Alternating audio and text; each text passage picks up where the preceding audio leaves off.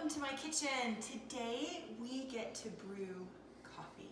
I love coffee so much. So I also love pottery, as you probably have already gathered, but I love to make coffee in pour overs. I have an awesome coffee maker over there, and I use it when I'm frankly lazy. But if I really want to connect with my coffee, I have sort of like a celebration of flavor and artistry and just a connection with the coffee. When I do it myself, I get to use a pour over and regulate the water and control how the coffee is made instead of letting Mocha Master decide for me. So I'm going to use a paper filter. I'm going to go ahead and press it into my coffee pour over here, and then I'm going to set it gently on my mug. Then I'm going to take my water that at my altitude, the hottest my water can get is 198 degrees, which is convenient for someone like me because the optimal window for brewing coffee is between 195 degrees and 205 degrees. Too cool and you don't get the right amount of extraction from your coffee grounds, and too hot and it makes it bitter. It's just not good. So if you're at sea level, let it sit a little bit and cool before when you get it to boiling, if you don't have a digital little whoop-de-doo to make your hot water. So I'm gonna go ahead and I like to rinse my paper filter just in case there's something weird tasting going on, because like I said, it's a celebration of coffee, not paper.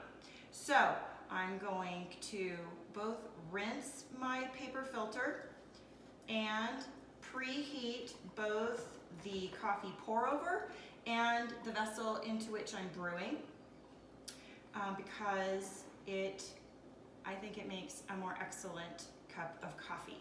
So I'm going to go ahead and go over here and pour out my hot water, and then come back over here.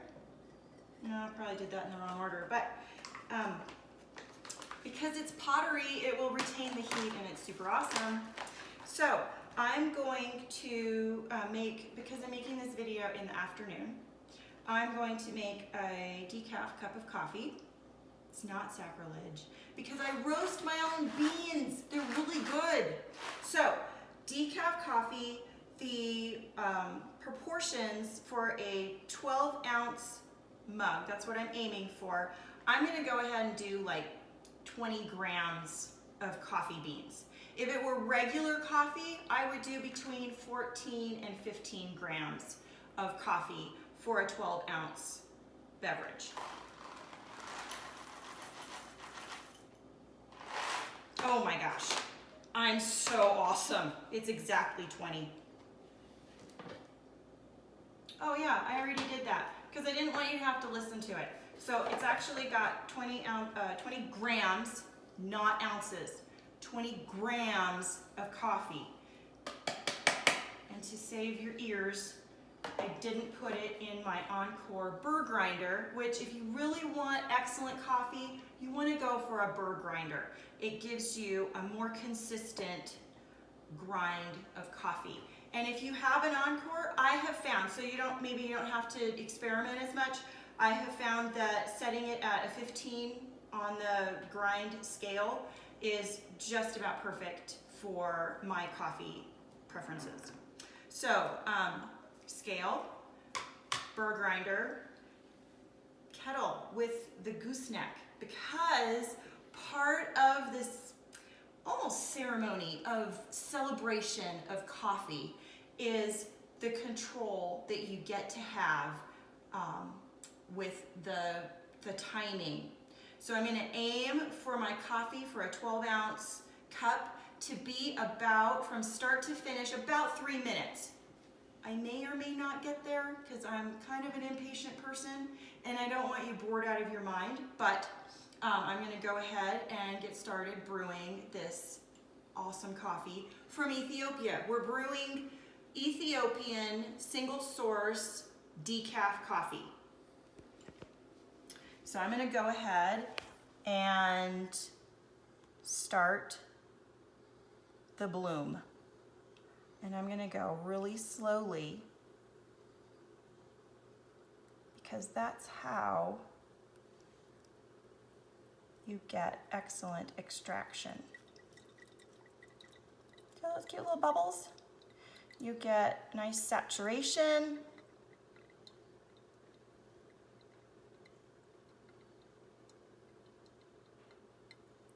And then I'm gonna go ahead and start brewing the coffee. So I'm looking for kind of darker places. I want to try and keep the grounds off the walls of the pour over to keep all of it extracting nicely.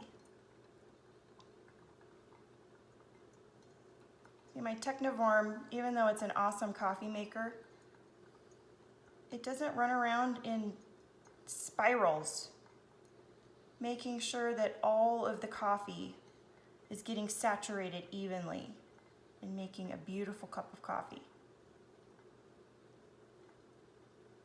Almost meditative, isn't it? Look at the cool little patterns you get to make. And the nice large hole that I have discovered in my coffee pour overs, being able to develop this style that I prefer, it allows the flow to be fast enough to allow the coffee to avoid the bitterness that can happen when you treat it like tea instead of treating it like coffee. Tea has its place, but coffee is so beautiful.